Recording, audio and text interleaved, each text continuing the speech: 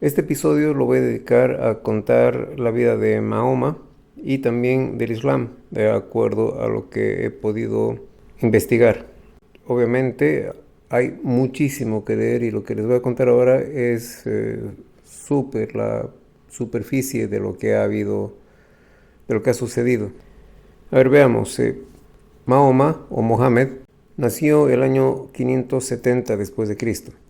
Tuvo una infancia un poco difícil porque su padre, que se llama Abdallah, falleció antes de que él nazca. Su papá se dedicaba a ser comerciante, iba en estas caravanas que salían desde la Meca, donde ellos vivían, a diferentes partes del área, a Siria hacia el norte o hacia otras provincias.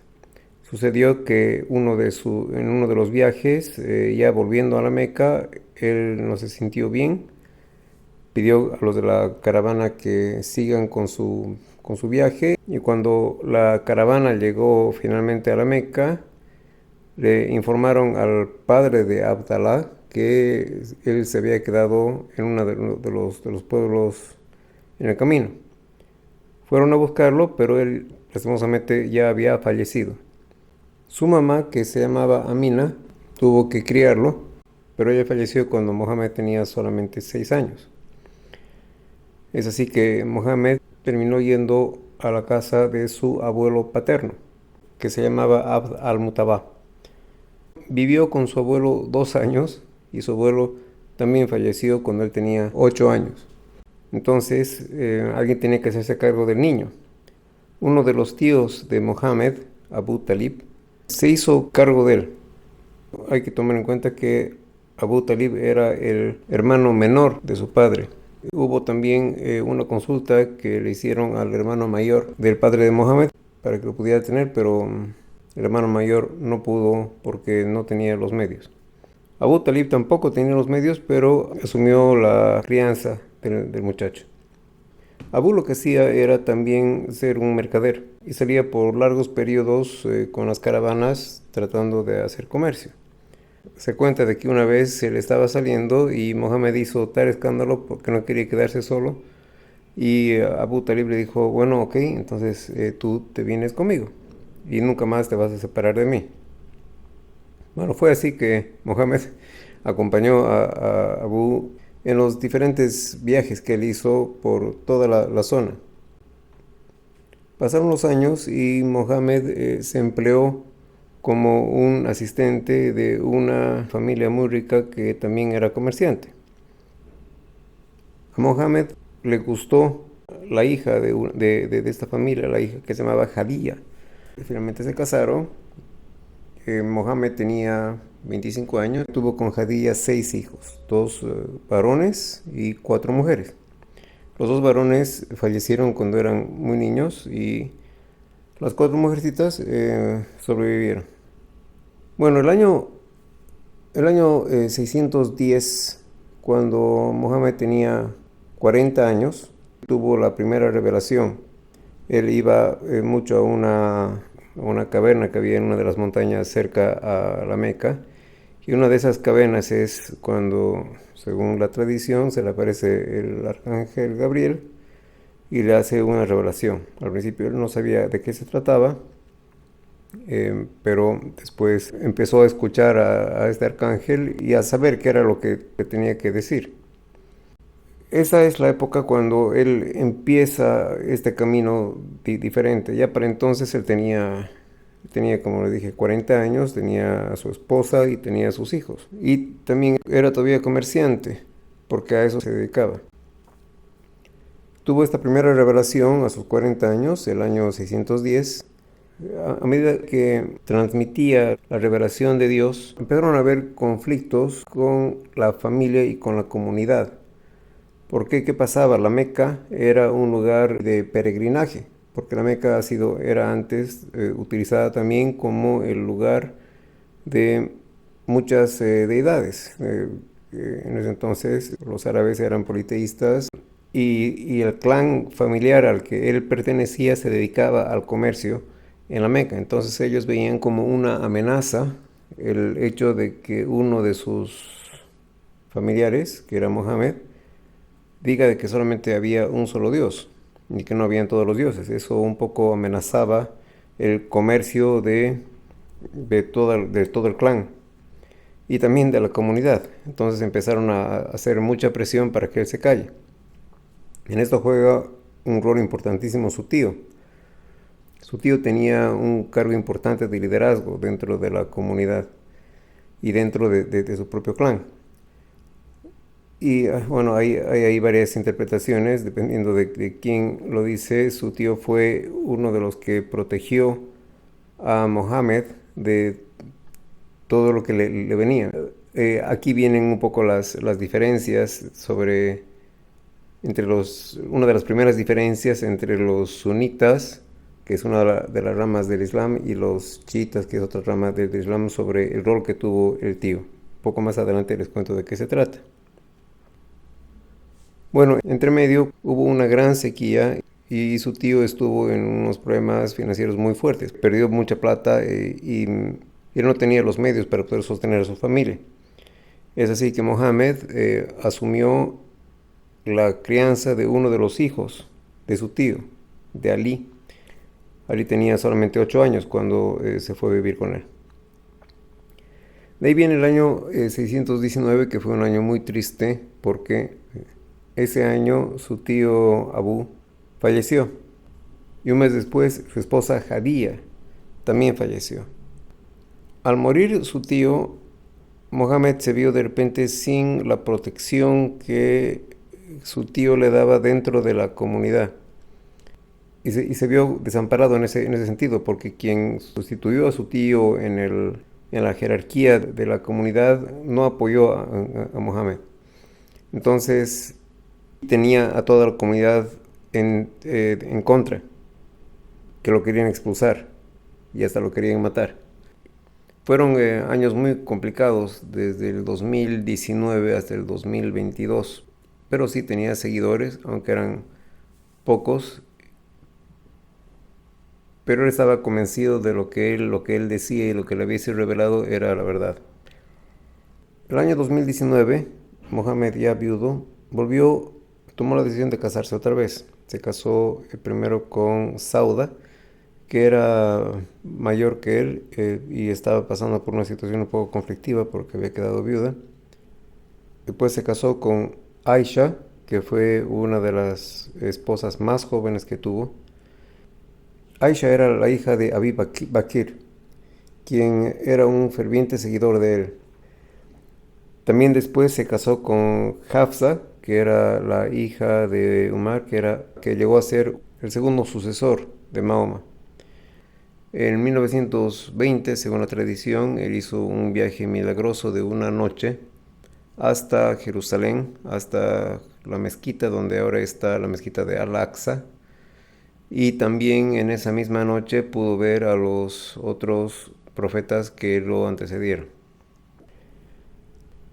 De ahí viene el año 622, que es un año importantísimo en la tradición del Islam, que es el año cuando Mohammed decidió irse de la Meca para establecerse en Medina. Según cuenta la tradición, esto ha sido porque ha habido un aviso de Alá, de Dios, de que así lo haga, pero también han debido haber algunas razones prácticas, especialmente que estaba siendo muy perseguido y que tenía hasta amenazas de muerte. Entonces se fue a Medina con algunos seguidores, con su sobrino, y se estableció allá. Y en Medina ya no tenía esa presión de su clan de mercaderes y él pudo establecerse allá en una forma más sólida con sus seguidores y también haciendo mucho trabajo de asimilar más gente dentro de sus enseñanzas. Entonces, ¿qué pasó? Empezaron a haber conflictos muy fuertes entre la gente que habitaba Medina, que estaba siguiendo a Mohammed, y la gente de la Meca, que no lo quería. Medina está al norte, entonces muchas de las caravanas tenían que pasar por ese lado para llegar a la Meca. Y han habido asaltos, y ha habido mucha tensión, hasta que finalmente llegaron a una guerra entre las dos ciudades, Y lo que se cuenta es de que Medina, la gente de Medina, que estaba numéricamente inferior a los de la Meca, ganaron la batalla. Y el dominio de Mahoma se consolidó. De ahí viene otro tema más en esto de las alianzas. La hija de Mohammed, Fátima, se casa con Ali, que era el primo de Mohammed, que era este muchacho que era el hijo de su tío que lo adoptó. Entonces Ali se casa con Fátima, también otra de las hijas de Mohammed, se casa después con Uthman, que era otro de los seguidores. Entonces había mucha gente que estaba relacionada a Mohammed, ya sea por la vía de que él se casó con las hijas de sus seguidores o sus seguidores se casaron con sus hijas. La guerra continuó hasta que en el año 628, es decir, 6 años después de que Mohammed llegara a Medina, el año 628 Mohammed vuelve a la Meca, esta vez con un fuerte ejército que lo respaldaba, y pudo establecerse en la Meca. Llegó a la Meca haciendo algunos tratados de paz, pero que después de un par de años, Mohammed ya era lo suficientemente fuerte como para poder tener el control de toda la ciudad. Entonces la Meca sí se convirtió en una ciudad también seguidora de sus enseñanzas. Es importante recalcar de que los testimonios que cuentan sobre la vida de Mohammed era de que nunca manejó gobierno, participaba en las decisiones generales, pero nunca como gobernante. Desde el año 630 hasta el año 632, con su autoridad ya consolidada, él pudo definir varios temas. Uno de ellos era de que nadie que no profese el Islam y que no sea musulmán pueda entrar a la Meca. O sea, la Meca estaba solamente reservada para la gente que seguía sus enseñanzas.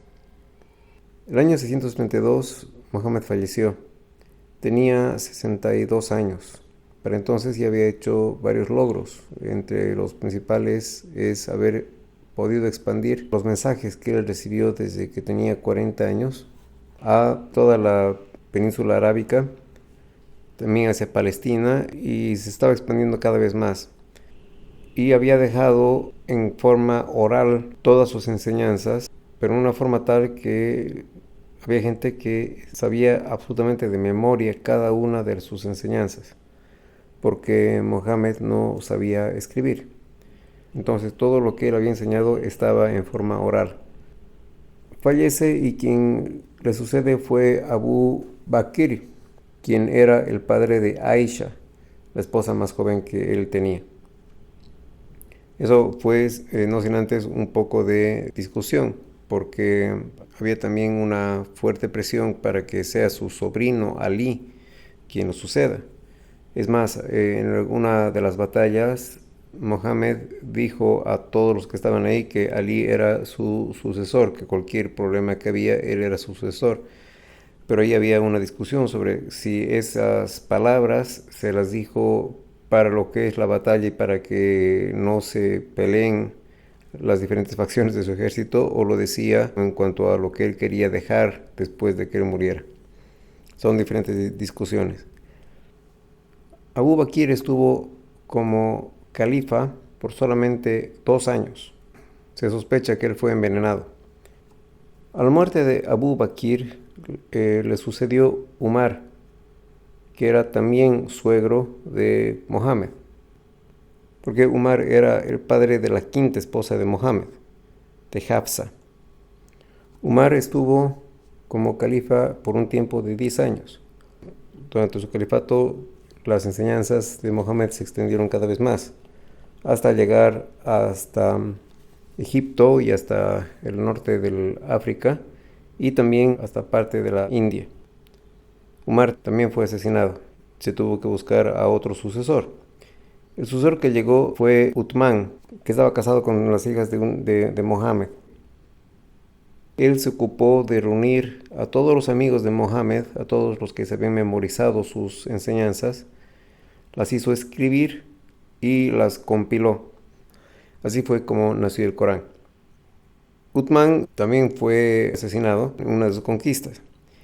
Entre medio de todo esto, Ali, que era el sobrino tan querido de Mohammed, simplemente apoyaba a las transiciones, hasta que llegó el momento en que el tercer califa había fallecido y se estaba discutiendo sobre quién iba a ser el siguiente en sucederle. Y ahí se propuso que Ali sea el siguiente califa. Hubo un poco de discusión, pero al final él fue el elegido. Todos los califas tuvieron como principal objetivo expandir la palabra del Corán en todos los lugares a donde pudieran llegar. Y Ali estaba en esto de expandir cuando fue asesinado en lo que ahora es Irak, y su cuerpo está ahí. Ahora, aquí se vienen las diferencias entre los sunitas y los chiitas. Los sunitas dicen que los que suceden a Mahoma los suceden no por la vía de sangre, sino por la vía de enseñanzas, de quiénes son los que más han absorbido las enseñanzas del profeta. Y los chiitas lo que dicen es de que esto viene más por la línea de sangre, quiere decir por la línea de Ali. Recordemos, Ali era el hijo del tío de Mohammed. Y Ali, a la edad de 8 años, fue adoptado por Mohammed para que lo siguiera. Entonces, los chiitas dicen que es Ali, en realidad, y las enseñanzas de Ali, las que deben ser primordiales en el Islam. Y de ahí ya vienen otras historias, que es el califato Omeya, y la historia se complica y son 1400 años más o 1600 años más de historia, a la cual no me voy a meter. Ahora veamos un poco lo que es el Corán y de qué se trata. El Corán está dividido en capítulos que se llaman suras y tiene 114 suras, los cuales tienen texto que está dividido en versículos, así como en la Biblia. Entonces, las referencias del Corán es, por ejemplo, Corán 5:14, quiere decir el Corán capítulo 5 o sura 5, versículo 14. Ahora, la extensión del Corán no es tan grande como en la Biblia.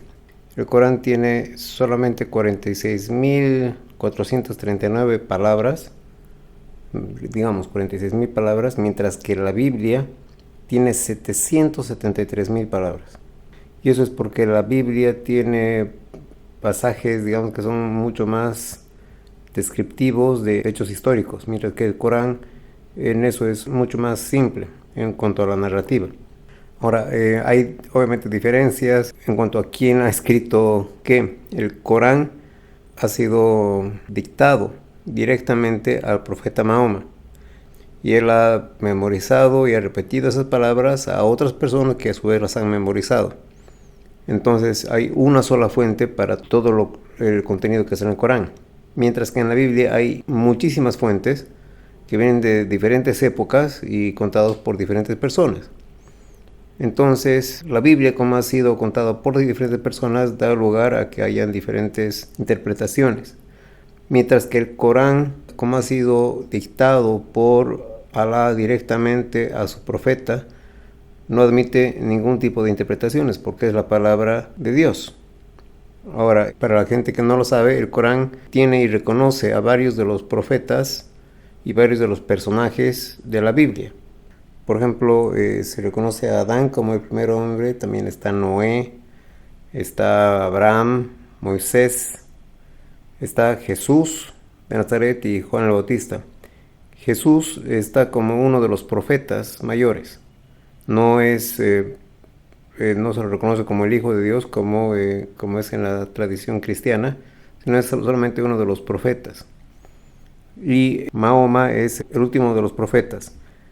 Hay una parte que quisiera leerles que está en el Sura 3, que se refiere a María, que me llamó muchísimo la atención. Les voy a leer 3 versículos para que se den cuenta qué tan relacionados está el Corán con la Biblia. Esto les estoy leyendo los versículos 45 al 47, es muy cortito. Dice: un día los ángeles dijeron a María: Dios te anuncia su verbo, se llamará el Mesías, Isa, hijo de María, ilustre en este mundo y en el otro, y uno de los muy próximos de Dios. Pues hablará a los humanos, niño en la cuna y hombre hecho, y será del número de los justos. Señor, respondió María, ¿cómo he de tener un hijo? Ningún hombre me ha tocado. Así es, respondió el ángel. Como crea Dios lo que quiere, dice, sea y es. Es básicamente lo mismo que lo que dice la Biblia, que el ángel se le presentó a María y María le dice, ¿cómo voy a tener un hijo si no me ha tocado a nadie? Y lo que le responde el ángel es más o menos lo mismo, es porque es la voluntad del Señor. Y también hay otros pasajes, entiendo que son muy parecidos con la Torá, que es de los judíos, con la Biblia. Son textos que están muy relacionados entre sí. Obviamente, estudiar el Corán como estudiar la Biblia o como estudiar la Torá requiere muchísimos años de estudio. Eso yo no lo voy a hacer, por supuesto, porque no me va a dar el tiempo. Pero es nada más una introducción a que el Corán es uno de estos libros sagrados que lo siguen el 25% de la humanidad en solamente dos versiones principales, ¿no? Que son los sunitas, que es el 90%, y los chiitas, que son que es el 10% restante.